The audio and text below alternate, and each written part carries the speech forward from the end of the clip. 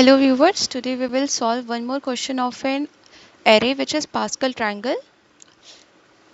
So this is very simple question. Pascal triangle is basically a sum of previous upper two element. Okay, you can see the animation that what is actually going on. It is quite easy problem. So first you have to create this is a vector, a 2D vector function. So you just have to return the 2D vector.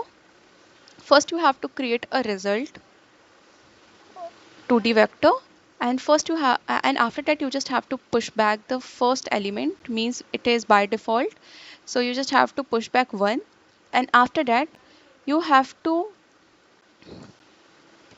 create a 1D vector which is the size of a 1D vector is I plus 1, and by default there is in one element. Okay, and after that you just have to put the temp of j is equals to result of I minus 1 of j, means previous two element.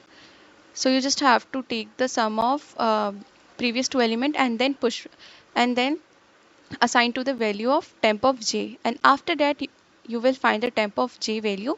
Then you just have to push back the result in it, and after that you just have to return the result. So this is a easy question. Let's run it.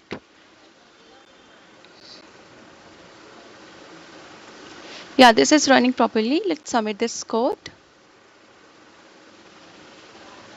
Yeah, this is submitted. Thank you for watching.